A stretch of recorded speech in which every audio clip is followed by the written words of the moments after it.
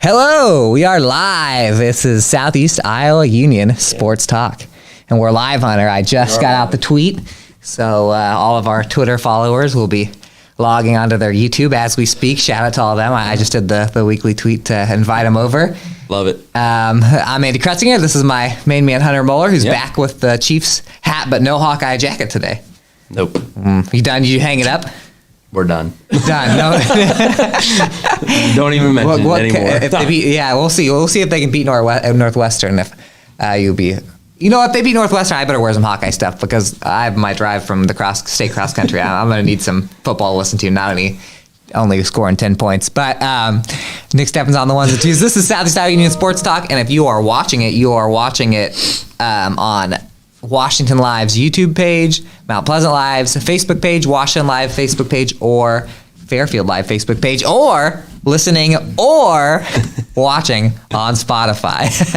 And we're here every week, Wednesday at 2 o'clock, 30 minutes from Dentist's favorite time, 2:30. Ever heard that? It's Dentist's favorite time. Yeah, I know. I didn't. I've never heard that. 2:30. But we're on 2. I feel like we have been away for a while. I don't know why. I think it's because of the postseason. Maybe we don't have a lot of teams left, and I don't know. Because you drive. It feels like we haven't been here for a while. I don't know. Yeah, I agree with that. I think it's because you had to drive to Davenport last night. It feels like yesterday was like 5 days. We'll get into that a little more later. But we're first going to talk about a little football.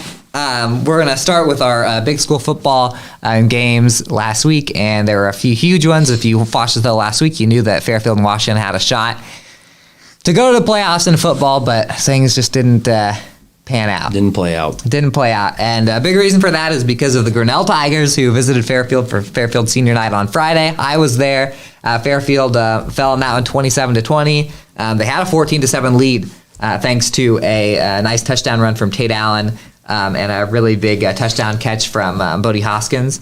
And then they had a lot of momentum. Halftime, 14-7. Speaking of Hoskins, he knocked out a potential Grinnell game-tying touchdown pass, right at the buzzer in the first half. Everything looked great. Come out in the third quarter, Talon Bates sprung loose down the sideline for like a 70-yard touchdown. I should say accurate yardage instead of just saying 77-yard touchdown pass from Tate Allen to Talon Bates. Made it 20-7. And the place was rocking. I happened to be on the Grinnell sideline at that point. There is kind of like a deflating moment for those guys. It kind of seemed like, here we go, Fairfield might win this, and Fairfield could have made the playoffs, or Washington could have made the playoffs.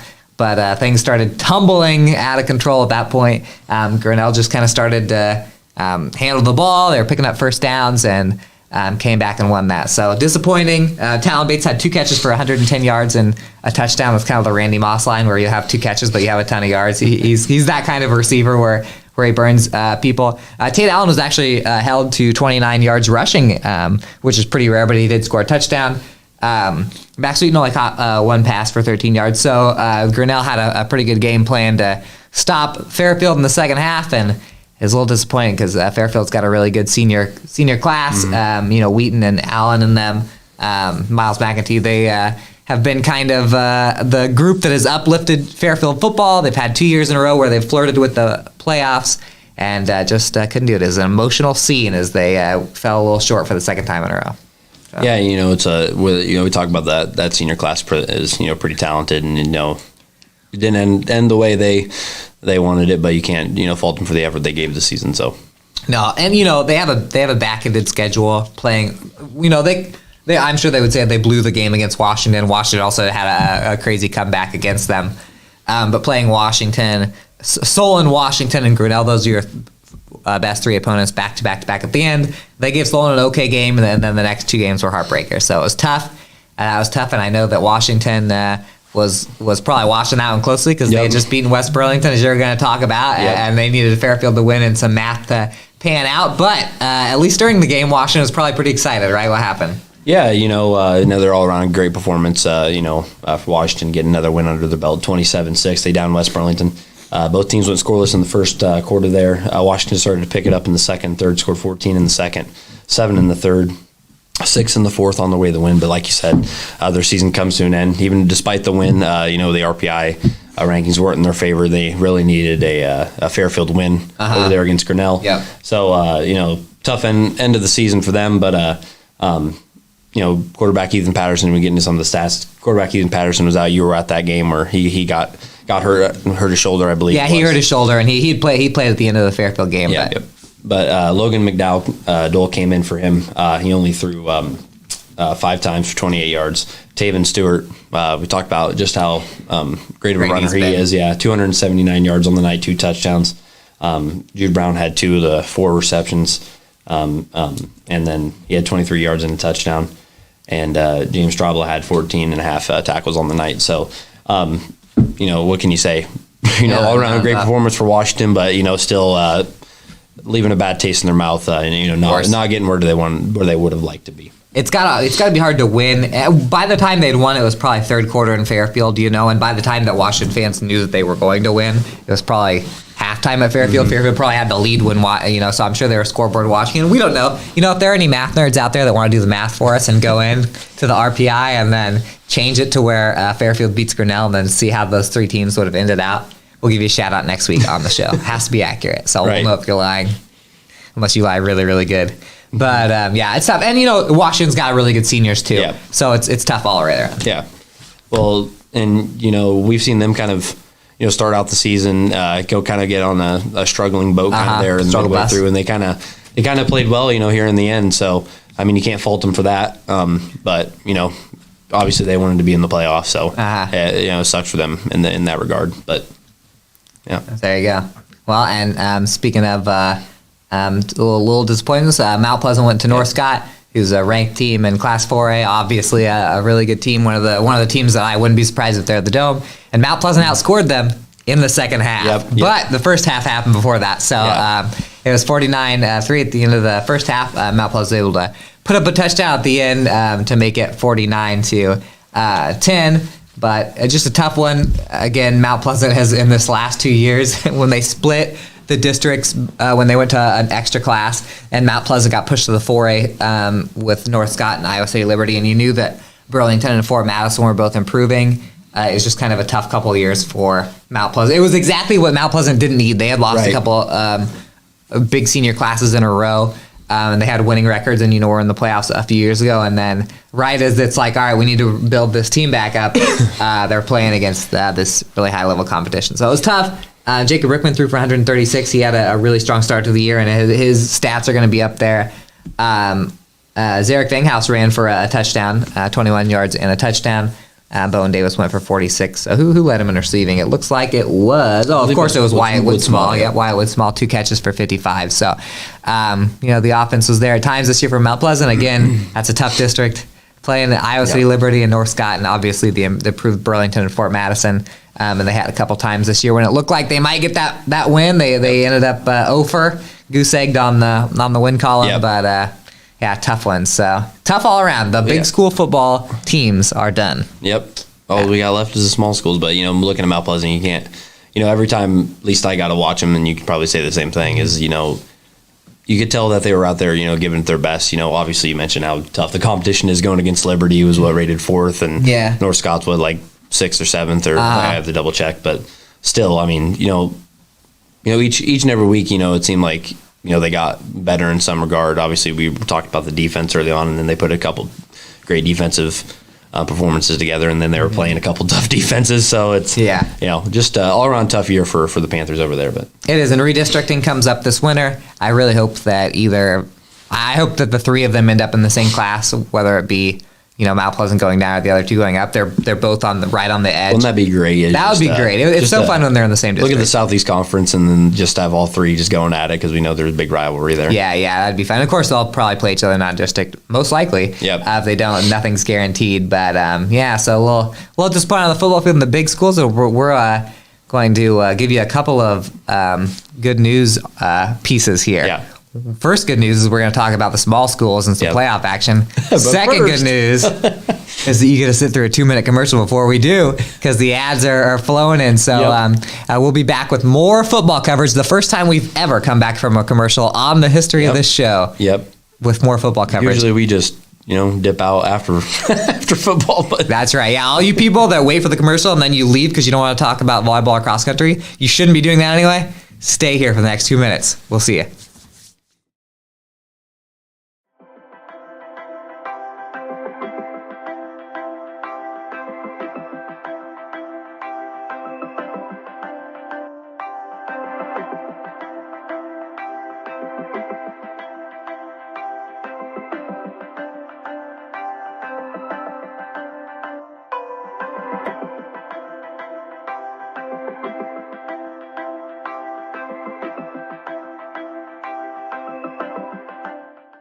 Federation Bank is a locally owned bank providing award-winning customer service. We believe that we are more than just a federation of banks, but a federation of communities, serving Brighton, Richland, Wellman, and Washington, Iowa. Federation Bank's highly skilled staff is here to make sure you are able to accomplish your personal and professional goals, whatever they may be. Federation Bank, your family bank. Hospice isn't a place, it's a type of care that focuses on living. Servicing a 7-county area, the Hospice of Washington County staff of nurses, social work, hospice aides, spiritual and grief support, volunteers, music and massage therapists are able to provide free end-of-life care where the patient lives. We write wills, give consent for organ donation, but rarely is there a plan for what we would want the final phase of our lives. At Hospice of Washington County, we encourage our patients to be in charge of their healthcare decisions while maintaining quality of life. At the Capper Auto Group, we put our customers' needs first and understand that everyone is as different as the vehicle they select. We offer new Ford, Chevrolet, Buick, GMC, Jeep, Chrysler, Dodge, and Ram vehicles in a friendly environment that puts you in the driver's seat. When it comes to service, we maintain factory-trained technicians and competitive pricing. The Capper Auto Group still believes that service after the sale provides the best customer experience. Come see the Capper experience for yourself. Here we are. Welcome back. Thank you for sticking around for that 2 minutes of thrilling commercial action. We're here back Southeast Iowa Union Sports Talk on Washington Live YouTube, Washington Live, Mount Pleasant Live, and Fairfield Live Facebook. So share us around, give us a little like. We've been doing this for a while, but not everyone knows. I still get people all the time like, oh, I talk about it on the show, and they're like, what show? Yeah. And I'm like, boy, do I have a surprise for you. Yeah. But so share us around. Obviously, we're not gonna be going anywhere after fall sports. We'll have all the basketball and wrestling and bowling coverage your little heart's desire. But right now, we're gonna jump back into some fall sports, some volleyball. Postseason volleyball action.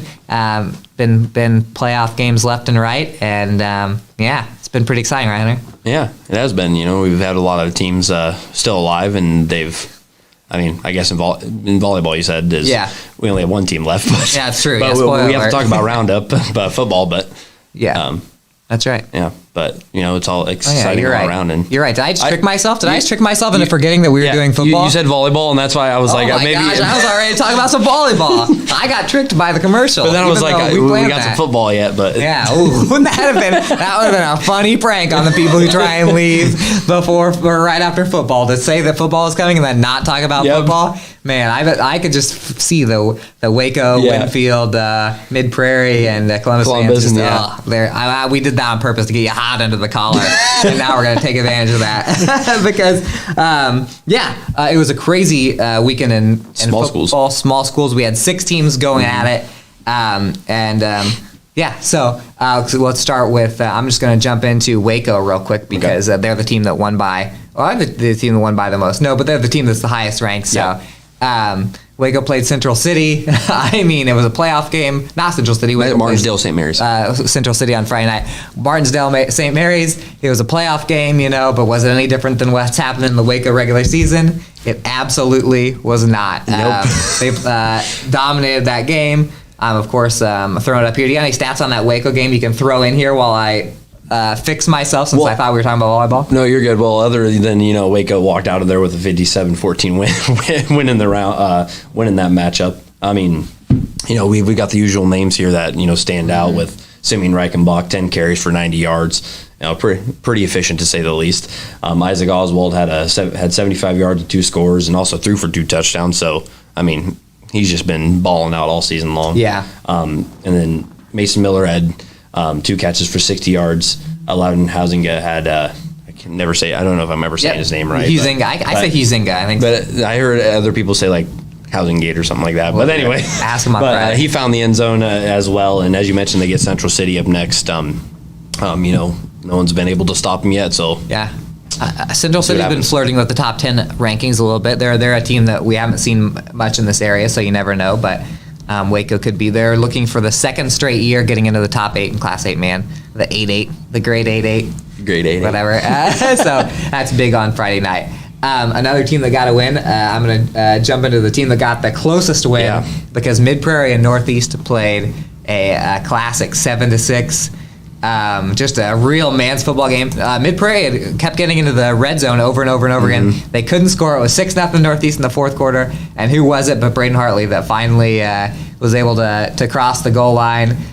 Kane Brown had the game-winning point after. That was with a few minutes left, and the Mid Prairie defense stood tall. So a really cool win for Mid Prairie. That was our only road win of the weekend. Yeah, and for Mid Prairie, I mean, that's a tight one. You're glad they came out on the other side, but now they've got number 2 rated Williamsburg waiting for them, and what those two went head to head earlier this season, and I believe it was a 56-7 win for Williamsburg. So tough round coming up this Friday for the Golden Hawks over there, but it's postseason, anything can happen, right? Yeah, the good news when you have a big challenge ahead of you is that if you are a running team that can play defense like Mid Prairie can, that's the kind of team that can keep the game short and maybe be able to pull something off. I mean, I don't know how many times they're going to give it to Braden Hartley. I'm sure it's going to be a lot. And if they can keep the game low scoring, you haven't seen much of Williamsburg. Mid Prairie's beaten Sigourney Keota this year. They just beat Northeast. They've knocked off some pretty big teams, and the teams they've lost to have been really good. So I can't count them out there, but I just love seeing a 7-6 score. I know. I love a good defensive battle. Yeah, love defense. It. Well, but a team that's that's probably been the hottest team in the area. We've pretty much said that every week since week 2 of the football season. I'd say Sigourney Keota down Sumner Fredericksburg 31-zip. They keep. I mean, they haven't been able to be stopped since week 2. Yeah, they really haven't been able to stop literally on the ground, especially. But they led only 10-0 at the half, but they just started firing on all cylinders in the third and walked out of there with a 31-point win. Cole Clarahan, another name we always call for them guys. 147 yards, 2 touchdowns. Isaac Bruins, 51 yards and a score. Sawyer Stout, 44 yards and pass for 150 and 1 score. Aiden Anderson, 2 passes, 111 yards. Cole Kindred and had 1 lone touchdown reception.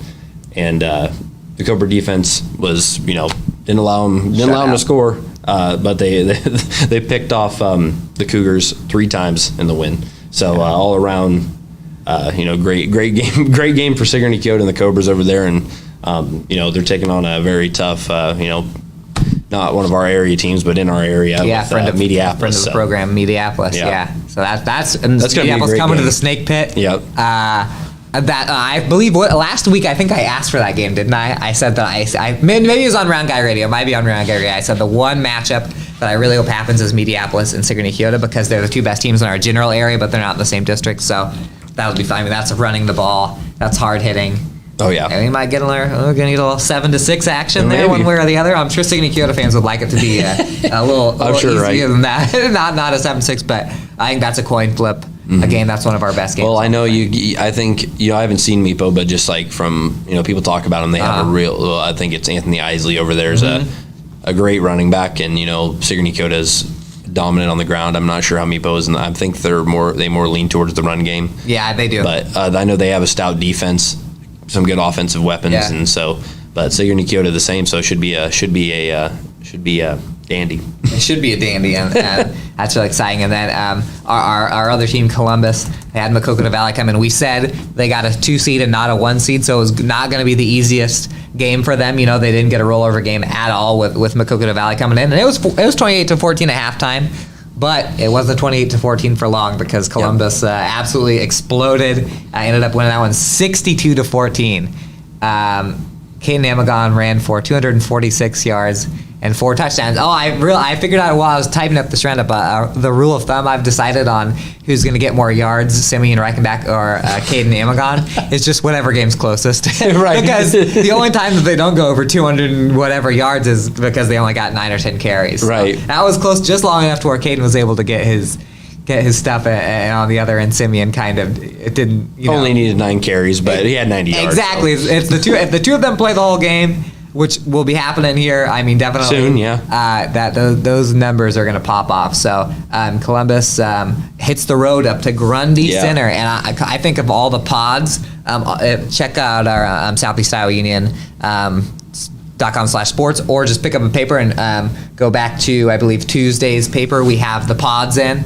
or the next round matches. It actually might just be Mondays in the roundups, but I think it's a fun pot. If they can beat Grundy Center, which is number 2 in the state, a very, very good team, they would have either East Buchanan or Alburnett. So a potential rematch of Columbus and Alburnett for the Dome. That would be so exciting. Which would be, a game that I'm sure Columbus would win back if they ended up going against Alburnett. But obviously East Buchanan's a dominant team themselves. So, I mean, the path is there for Columbus, but it's also a tough one. Yeah, it's also a real tough one, especially with this week too. You never like going on the road. That's a long ways on the Yeah. road. That's closer to where I'm going to be this weekend in Fort Dodge than where you're going to be down here at the local kids.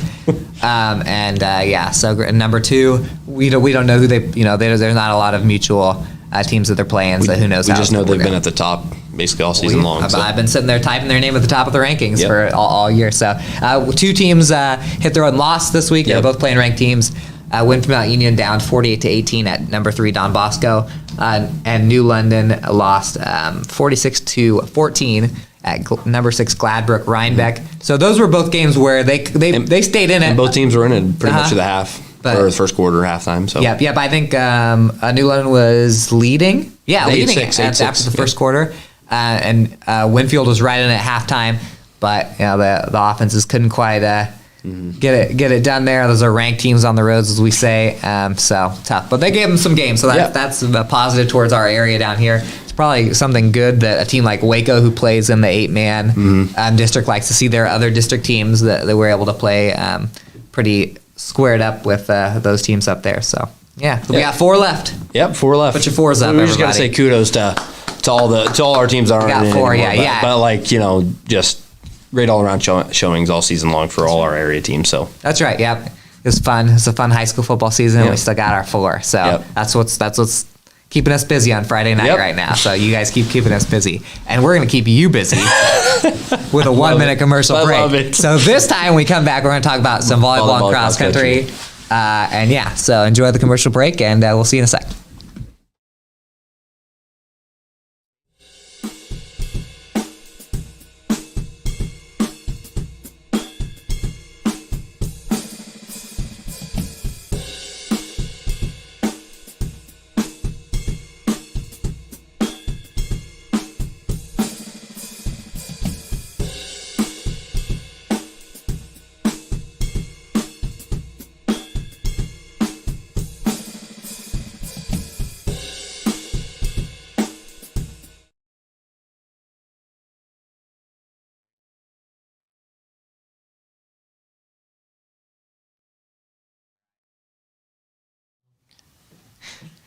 We're back. We had a little technical difficulties with the last commercial. Nick, do I throw it to another commercial break at some point, or we're good? We got it in there.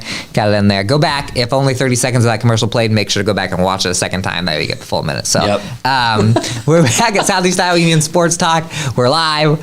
Now we're ready to talk about some volleyball and some cross country, right? Because the teleprompter, that's what screwed me up last. The teleprompter was wrong, so we fired that guy. He's out of here. We're opening for the new teleprompter guy, and send your resume. Yeah, I did not mess that up. That was a teleprompter guy, and he actually, I saw him walking away with a bindle. We let him go. We put his stuff in a bindle, and he's out of here. We took his key. So like a bindle, like you carry your stuff. Anyway, area volleyball. We still had one big school left as of last Wednesday in the playoffs, and we knew that it was going to be a tough one for old Mount Pleasant. They went to Oskaloosa, but I thought that they played Oskaloosa really tough. It was a 3-set loss. They got swept, but Mount Pleasant, after a little bit of a rough first set, were able to come back and kind of challenge the old Oski Indians in the next 2. I'm going to flip it over here. It was... let's see, 25-17 in the third set, and what did they have in that second set? Was that the 25-22? Played them pretty close. So 3-set loss over there in Oski, but they had leads in the second and third. They had a little energy. The student section was there. Mount Pleasant student section was late because they took the wrong intersection. I came in right at the beginning of the game, and I just saw a wave of people running. They were all in white shirts, and they were yelling, Andy, Andy, and it was the Mount Pleasant student section. They weren't there at the beginning of the game. Do you think the team was like, where's our fans? Yeah, they were like, wow, okay. I didn't think this was that long of a drive, but Oski obviously is a talented team that's been more successful than any team in the Southeast Conference, so one of the tougher teams that Mount Pleasant played. I thought, and David Streeter, their coach, said this afterwards, that you saw them beat Burlington, right? And then they Yep. played with Oski, and he said they found that was the best that they played all year was those 2 games. So they finished at their peak a little bit, which is good. You can't ask for much more than that. You know, that's where you want to be. You know, at the end of the season, is at your peak. Playing your best volleyball, win or lose. You know, you don't want to leave anything out there like you could have done better. You know what I mean? So Yeah, you talk to coaches they're kind of struggling, and Mount Pleasant definitely was struggling. They got 6th in the Southeast Conference tournament. You just want them to show that they can play up to their potential, and they had a pretty good senior class there. Mount Pleasant's got a lot. On the other end, Emma Starr is only a junior. She's going to be senior last year. I've been so impressed with their freshmen, Alex Scott and Addison Clark. I just really like Addison Clark's name because it's the 2 streets that Wrigley Field is built on. But Emma Starr actually led in kills there, I believe, with 3. Tristan Scholl is a great setter. She led an assist, and she will be sorely missed, a senior. And speaking of Tristan Scholl, I need to read off. We have some breaking news. All SEC volleyball teams are out. It actually wasn't that breaking because they came out a couple days ago, and we had them in the paper today. But all SEC first teamers from Fairfield, Macy Rayburn, and Maddie Jones.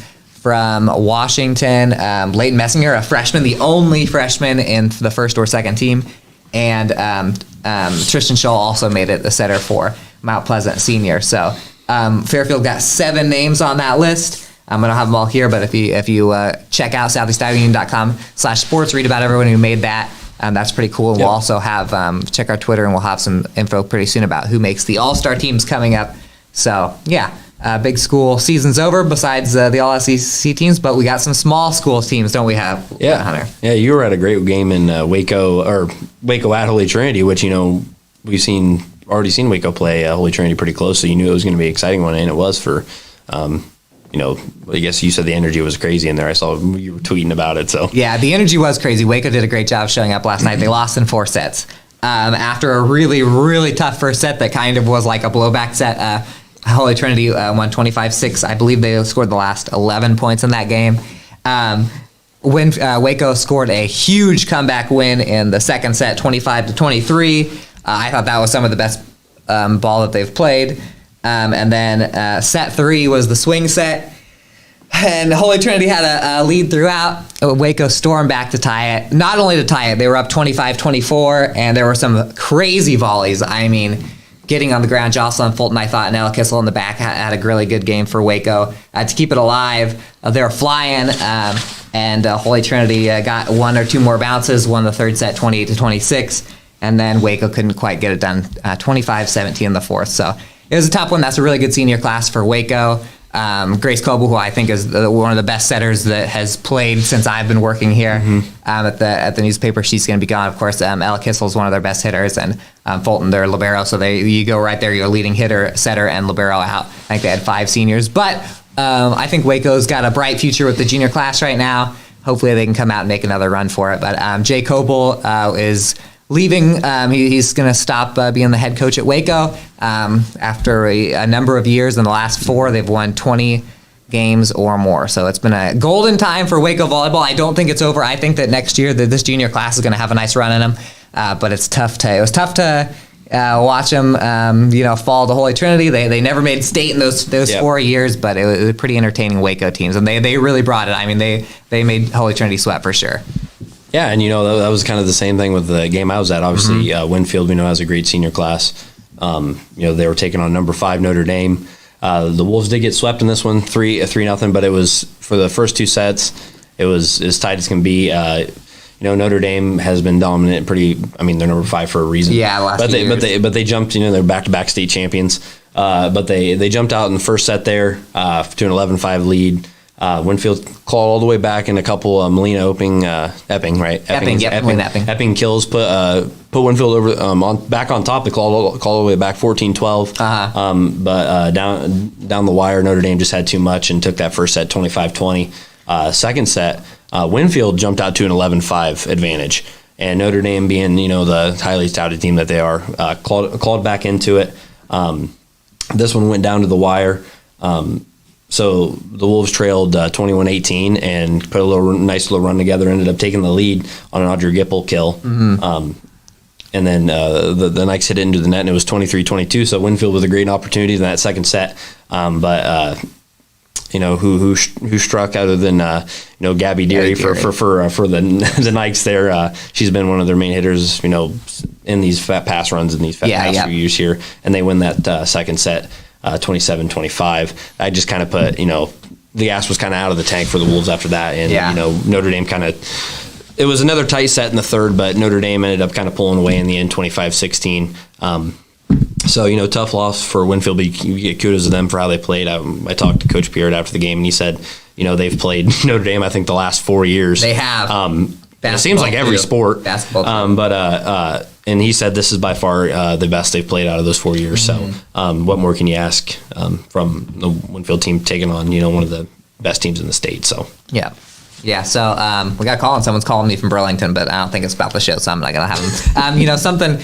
Winfield and Waco. So I started working for the Mount Pleasant newspaper 8 or 9 years ago, and I've got to see kind of those two volleyball programs get up to their peak, and it's tough that neither of them were able to make it up to state this year, and then 2 years ago, both of them had such good teams. But it's a hard area. Yeah. It's a hard area to navigate. Not only in Class 1A with all the Super Conference teams, but you were with Mid Prairie last night, and they learned that it's pretty tough. In 3A too, they had to go up after a great showing in the first couple of rounds to Davenport Assumption, and it's a tough place to play, isn't it? Yeah. Mid Prairie had been dominating for the first couple of rounds. Or maybe not dominating, but playing pretty well. Yeah. And then they number 11 Golden Hawks had to go take on number 2 Davenport Assumption Lady Knights up there, and they're the real deal. Mid Prairie gets swept in this one. Their season ends 3-0. Right out the gate, you could tell that Assumption was kind of just a whole nother just level above the teams that they've kind of played all season long. So right out the gate, Assumption took a big lead.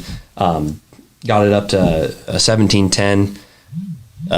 After that, Mid Prairie was able to score 17-11, but then Assumption scored 5 unanswered, made it 22-11, and that kind of put end to that first set. They ended up taking that first one 25-13. Second set, Mid Prairie played probably their best set of the night. They kept it close throughout. The closest they could get it was 4 points at 14-10, 16-12, and 21-17 late. But Assumption just had too much power behind their hitters. They had a trio of hitters that was just. I was telling you on the ride up, they were just hammering that ball. Yeah. So they take the second 25-19, and then the third, it was kind of the same thing we saw with Winfield. They just kind of ran out of gas, and Assumption took an advantage with the biggest one of the night, 25-11. So, all around, as we talked about with the teams that lost, great season for the Golden Hawks. I mean, they were inside the top 15 all season long in that Class 3A, but just a tough out. I guess number 2 rated team in Class 3A. That's right, and you know what that means with those 3 gone. With those 4 gone, if you count Mount Pleasant, is we have one team left. Numero uno, one team left. There's a regional final tonight, which you will be at at West Liberty. New London the other night, they played Belle Plaine. I thought that was a team that, Belle Plaine's pretty good coming in. Maybe they can give New London a good game. New London's has swept everybody so far. They played Hillcrest, Iowa Valley, and then Belle Plaine, and now they're taking on, now they get the giant that is number 1 Springville. Yeah, the last time that New London. Funny story about that, actually. You got it? When I was a junior in high school in New London, we went up to Iowa City West, and we played Springville. We got up two sets. We were all hyped. We're like, we're gonna get this sweep. Hunter in the student section was going crazy. Oh, I was going nuts. Broken foot. But anyway, they won 3 straight. Broke our hearts, man. Oh, you know what that means though? But we'll see what's going to happen this time. That means revenge. That means revenge game tonight at New London. And that was the last time these 2 teams have played. Oh, really? I didn't know that. Well, do you know the last time that New London has lost even a set?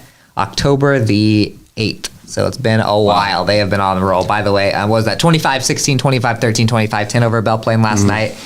Ellie Manning had 32 assists. She just continues to be one of the best setters around. It's crazy how good of setters. And we have so many good setters. Yeah. And coming into this job a few years back, I wouldn't have even known what a setter does really. But being able to kind of learn volleyball from watching our teams play, this is the best group of setters we've had since I've been here, I think.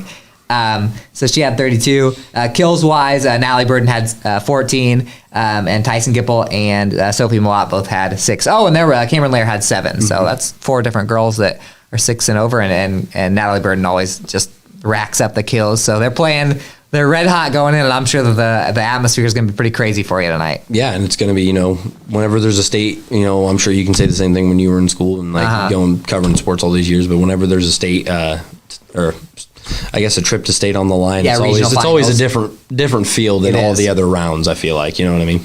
I would say that even more fun than state stuff is regional final stuff. And Yeah, because you sub-state get the final stuff. smaller gyms, you get them packed, and then when you're at state, it's like a lot more of a wider area. We talked about the kind of basketball, when The you're banner's in, there. The banner Yeah. there is really cool. So, but I shouldn't rip on state stuff because guess where I'm going to be in a couple days? The state cross State country country, meet in yeah. Fort Dodge. Yeah, last week after I got out of here, we still had a little bit of state qualification to go for state cross country. Actually, we had it all to go, and I went out to Washington, hosted. The Washington girls and boys both had a chance to make it as a team. Washington girls absolutely did terrific. I think they were the third team ranking wise coming out. They got second. They're going as a team for the first time in a while, and they've got such a young team that that it's hard not to see this being the first of many trips to Fort Dodge. Right. Iris Dahl was sixth overall in that one. She ran really well. I remember watching her come in sixth, and I was kind of trying to count the teams. The top three teams were definitely a lot better on the girls' side than the rest. So I fully expected Washington to come in, but then watching Griffiths and Horak pretty close behind her get into. So, Washington second on the girls' side. The boys' side, they didn't quite make it. Micah Reese got second individually, and Tyler Alderton got snuck in there 12th and 13th individually. So they advanced. So Washington's got two boys going and a girls' team. And Ben Carthy, a really good Second. finish. His very first state qualification. He's had a couple of heartbreakers, Ben Carthy of Mount Pleasant. So we had some kids running on Saturday when the 3A and 4A just a stuff few. comes up. Just a few. And we got Mid Prairie girls, Yep, all making it, and On Friday, we have a ton. Mid Prairie girls. Danville, New London boys, Yeah, and Pekin girls. Pekin girls. Mid Prairie boys. Yep. all made it as teams. Then we had a spattering of kids that made it individually. But it's going to be a crazy time, so stay tuned. Well, I'm going to try. Yep. Fort Dodge has not the greatest cell phone service. I'm going to try and tweet out all the results from the 1A and 2A races on Friday morning, and then the 3A race on Saturday, and then they're going to get the 3A kids out, and they're going to get the 4A kids in, and you know what's going to happen is the 4A kids are getting ready to do theirs. I'm going to be driving home because we don't have any 4A kids, so should be a pretty crazy weekend. Yeah, and I just want to say I did a story today. If you want more information on the cross country, when I put a kind of a schedule in, and when things start, that'll be in the paper tomorrow, or it's online right now. If you want to go check it out, I also put a link for the Iowa High School Athletics Association where you can go look up more. More information like think they have map of the maps. I think they course have and things maps. like that. Places you can park. I put some of that in the story too, as well as like where to find tickets, which is all on Varsity Bound and things like that. So just heads up about that. Yep, good. There's good and bad. They're splitting up. If you're going, they have Class 1A stuff in the morning on Friday, and there's a little bit of a break before the 2A kids come in, and then the same thing with the next day. It's a COVID thing. That's why they split it up. It used to be all 4 classes, boom, and you'd show up and you'd park.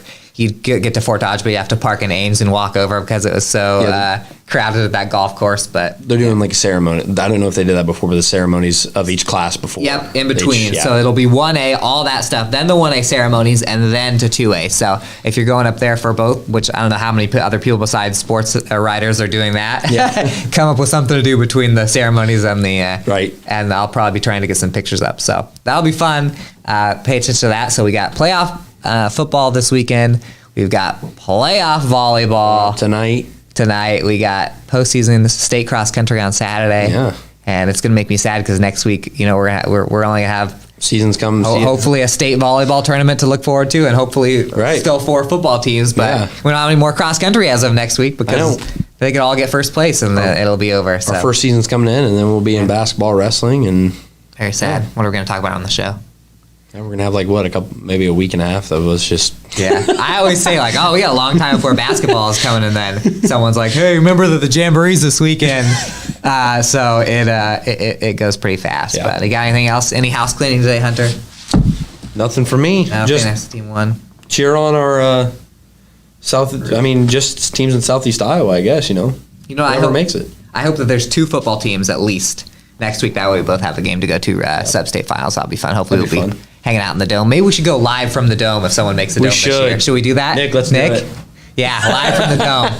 We won't even ask permission. We're just going to Nope, go we're just set gonna it show up up, on we'll the set up our 50-yard table. line, and we'll have a pregame show from the They were dome. warming up in the background. That's a good plan. That's a good It's like plan. Thursday night Monday night football. We're out Yeah. there walking around the field. Yeah, and I hope. big- I'm ready. I hope that. I don't know if they start games on Wednesday or Thursday. I know they have to. They can't start them all on Friday because of how many teams there are. But let's hope we can get a pregame show from the dome. Anyway, now we're just rambling. You've been watching Southeast Iowa Union Sports Talk. Thank you. Share this video on Facebook or YouTube or Spotify or whatever. Tell your friends if they are interested in high school sports. And for Hunter Muller and Nick Stevens, we are out. See you next week.